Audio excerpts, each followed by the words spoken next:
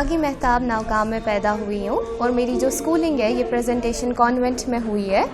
और मेरा जो स्कूल है प्रेजेंटेशन कॉन्वेंट, आई थिंक कहीं ना कहीं मेरी जो आर्ट की जर्नी थी ये उधरी से स्टार्ट हुई। बिकॉज़ बचपन से हमें काफ़ी आर्ट कॉम्पिटिशन्स होते थे, हमें आर्ट एग्ज़ाम होते थे, and I think art competitions की वजह से काफ़ी वो एक मौका मिलता है अपनी क्रिएटिविटी को एक्सप्लोर करने का।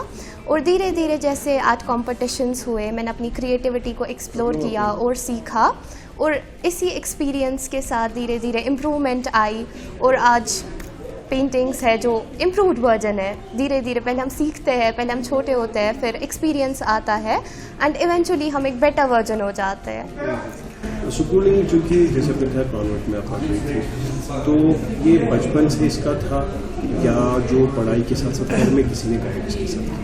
नहीं, बचपन से था शौक। बिकॉज़ जब भी कोई मौका मिलता था जहाँ पे हमें अपनी क्रिएटिविटी दिखानी होती थी तो मैं काफ़ी एंथुजियास्टिक होती थी उसके लिए। मुझे काफ़ी पैशन था towards art. I really loved colours and all the vibrance of paintings, and that is why मुझे बचपन से ही काफ़ी शौक था। इनफैक्ट घर पे तो कभी फ्री टाइम मिलता था तो वहाँ पे मैं पेंटिंग किया करती थी, ताकि एक पीस महसूस होता है जब आप पेंटिंग करते हैं। आज की लाइफ जो होती है ये काफ़ी हेक्टिक होती है, एंड आई थिंक इस हेक्टिक लाइफ में जब हम थोड़ा सा टाइम अपनी क्रिएटिविटी के लिए या अपने लिए निकालते हैं, ये एक बहुत पीसफुल चीज़ होती है। हाँ, काफ़ी ऑनेस्टली ये जो एग्जीबिशन है, कहीं ना कहीं मैं यूथ को भी ये मैसेज देना चाहती हूँ कि अलॉन्ग विद आर एम्बिशंस, चाहे हम कोई भी चीज़ परस्यू कर रहे होते हैं, हमने अपनी ड्रीम्स परस्यू करनी होती है, उनके साथ साथ हम अपना पैशन भी परस्यू कर सकते हैं। It is possible. Even though मैं मानती हूँ कि आज की लाइफ बहुत हेक्टिक होती है, आज की लाइफ में कंपटीशन बहुत ज़्यादा होता है, हर किसी एजुकेशनल फील्ड में टफ़ होती है लाइफ, लेकिन अगर हम कोशिश करेंगे तो हम अपने डिफरेंट पैशन को फॉलो कर सकते हैं। ज़रूरी नहीं है कि हर कोई आर्टिस्ट हो, किसी का भी कोई भी डिफरेंट शौक होता है। फॉर एग्जांपल किसी को लिखना पसंद होता है या किसी की सिंगिंग बहुत अच्छी होती है, तो आई थिंक हमें अपनी क्रिएटिविटी को परस्यू करना चाहिए। वो हमें एक्सेल करवाती है एज अ पर्सन, हम ग्रो करते हैं एज अ पर्सन, और सिर्फ पढ़ाई के एस्पेक्ट में नहीं, एज अ पर्सन हम बहुत कुछ सीखते हैं जब हम अपनी क्रिएटिविटी को भी एक्सप्लोर करते हैं।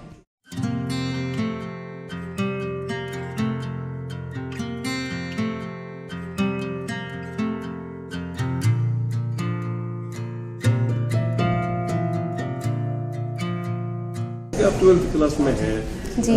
अगर आप देखेंगे आजकल गवर्नमेंट भी देख रहे हैं, आप भी शायद मानती होंगी, एक नॉर्मल ग्रेजुएशन आज मतलब ग्रेजुएशन अपनी जगह है, लेकिन साथ साथ में आपको लगता है उसके साथ जो गवर्नमेंट का एक कॉन्सेप्ट है स्किल्ड ग्रेजुएट होना चाहिए किसी भी फॉर्म में, कारपेंटर, मैकेनिकल, इंजीनियरिंग। एक आर्ट भी अपनी जगह एक स्किल है, एक आर्ट है।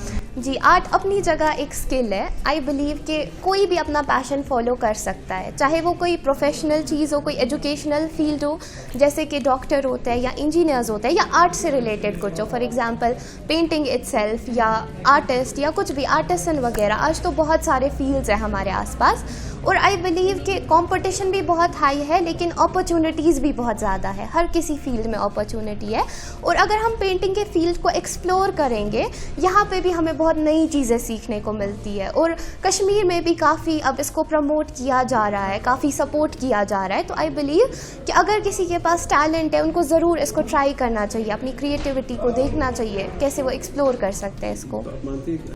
आई थिंक ये पर्सपेक्टिव वैरी कर सकता है from person to person. Maybe जो मेरा पर्सपेक्टिव होगा वो दूसरों के लिए सेम नहीं होगा, बट आई थिंक ओवरऑल ये एक अच्छा इनिशिएटिव है कि हमें स्किलफुल ग्रेजुएशन करनी चाहिए।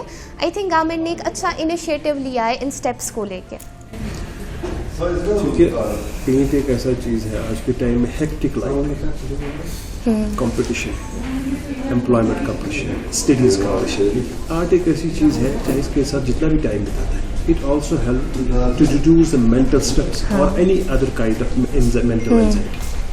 जी, तो ये जो आर्ट है ना, आई थिंक आर्ट का बेस्ट पर्पस वही होता है कि लाइफ जो कि बहुत ज़्यादा हेक्टिक होती है, कहीं ना कहीं आप लाइफ से हटकर जब कुछ करते हो, अपनी हेक्टिक स्केड्यूल से, स्टडीज़ से हटकर या अपने वर्क से हटकर, जब आप ऐसी क्रिएटिविटी वाली चीज़ें करते हो तो आप काफ़ी ज़्यादा रिलैक्स्ड फील करते हो। आपकी जो सोल होती है वो रिफ़्रेश हो जाती है। जैसे पेंटिंग में जो आपको अपनी पेंटिंग का फाइनल प्रोडक्ट देख के जो सैटिस्फैक्शन, जो हैप्पीनेस मिलती है, वो आपको कहीं और फील नहीं होगी, और काफ़ी ज़्यादा सुकून महसूस होता है जब आप कोई पेंटिंग करते हैं, या जब कोई दूसरा इंसान उस पेंटिंग को देखता है, कहीं ना कहीं आपके वो इमोशंस भी कन्वे हो जाते हैं उस इंसान तक। ऑनेस्टली टफ होता है बैलेंस करना, मैं खुद एडमिट करती हूँ, बिकॉज पढ़ाई और पेंटिंग को बैलेंस करना मुश्किल होता है क्योंकि आज की लाइफ बहुत कॉम्पिटिटिव है। काफ़ी ज़्यादा फ्रीक्वेंटली टेस्ट होते हैं या लर्न करना होता है, काफ़ी सिलेबस भी होता है, तो होता है टफ अपनी जगह। बट अगर हम ट्राई करें, फॉर एग्जांपल वीकेंड्स होते हैं, तो वीकेंड पे हम चाहते हैं कि हम रिफ़्रेश हो जाए, जो पूरे वीक का बर्डन होता है वो काइंड ऑफ कम हो जाए। तो I try to paint on weekends often, ताकि वीकेंड पे मैं रिलैक्स हो जाऊँ। एंड जब मेरा नया वीक स्टार्ट होता है वो एक अलग ही रिफ़्रेशमेंट होती है इंसान के अंदर, जब उसने कुछ भी ऐसा काम किया होता है जिससे उसको खुशी मिलती है। तो किसी भी चीज़ को हम देखते हैं सोशल सपोर्ट, मॉरल सपोर्ट की ज़रूरत होती है। स्टडी के साथ साथ पेंटिंग करना, आपका ज़्यादा किसका सपोर्ट रहा है बैकग्राउंड में जिसकी वजह से आप दोनों को चला पाए? सबसे ज़्यादा सपोर्ट आई बिलीव मेरी फैमिली का रहा है, फैमिली के साथ साथ फ्रेंड्स का भी रहा है। फैमिली ने तो मतलब बचपन से ही बहुत सपोर्ट किया है, नई नई चीज़ें इनफैक्ट सिखाई भी है। ऑफन जब मैं कोई पेंटिंग करती थी मैं उनसे उनकी ओपिनियंस मांगती थी और वो मुझे बताते थे कौन सी चीज़ अच्छी है, कौन सी चीज़ मैं इम्प्रूव कर सकती हूँ। तो उनने मुझे ग्रो करने में भी बहुत हेल्प किया है मेरी फैमिली ने। उसके अलावा मेरी फैमिली ने अनड्यू सपोर्ट दिया है, जो भी चीज़ मैं उनको बोलती थी उनमें कोई भी हेजिटेंस नहीं होती थी कि वो मेरी हेल्प करते। और कभी हमें इमोशनल सपोर्ट की भी ज़रूरत होती है, वो भी मेरे पेरेंट्स ने मुझे हमेशा दिया है। At all moments they were there for me and मैं उनके लिए बहुत ग्रेटफुल हूँ, पेरेंट्स के लिए भी और फ्रेंड्स के लिए भी। जैसे आपको मैंने आजकल तो हमारे पास फील्ड ही फील्ड है, हम थोड़े हेजिटेंट होते हैं बिकॉज हमें डर लगता है नई चीज़ें एक्सप्लोर करने से। लेकिन अगर हम चाहे तो हम नए अपने फुटस्टेप्स भी बना सकते हैं। फॉर एग्जांपल अगर हम गवर्नमेंट जॉब्स के अलावा और भी स्किलफुल जॉब्स को एक्सप्लोर करना चाहे, ट्राई कर सकते हैं, और वो भी एक बहुत अच्छा सोर्स ऑफ इनकम है। हम हेजिटेंट होते हैं बिकॉज हम नई चीज़ें ट्राई करने में हेजिटेंट होते हैं, लेकिन अगर हम ट्राई करेंगे तो क्या पता वो हमारे लिए एक बहुत अच्छी चीज़ हो। तो हमें ज़रूर इन चीज़ों को भी ट्राई करना चाहिए। हर किसी के लिए सूटेबल नहीं होती है skilful jobs, I agree, but अगर हम ट्राई करेंगे तो हम देख सकते हैं कि हम किस फील्ड में ज़्यादा एक्सेल करते हैं। क्या हम गवर्नमेंट जॉब में ज़्यादा एक्सेल करते हैं या हम स्किलफुल डेवलपमेंट में ज़्यादा एक्सेल करते हैं। इंस्पिरेशन अपनी जगह, सपोर्ट अपनी जगह, लेकिन गाइडेंस विद प्रोफेशनल एटीट्यूड, क्या मारिया के पीछे कोई है या it is self taught? I am a self taught artist, I have never been guided by any artist, but हाँ ऑफन मैंने आर्टिस्ट की पेंटिंग्स वगैरह देखी है। मैं उनसे ऑफन सजेशंस मांगती थी कैसे इम्प्रूव करना है, कैसी चीज़ों को सीखना है, कैसे प्रैक्टिस करनी है। लेकिन overall there was not any guidance, any professional guidance. I would say I was a self taught artist. हमारे यूथ बॉयज़ एंड गर्ल्स के लिए पैशन और पैशन को पूरा करने के लिए डेडिकेशन के साथ साथ और किन चीज़ों की ज़रूरत है ताकि वो जो अपने अंदर एक कैलिबर है उसको हाइड ना करे?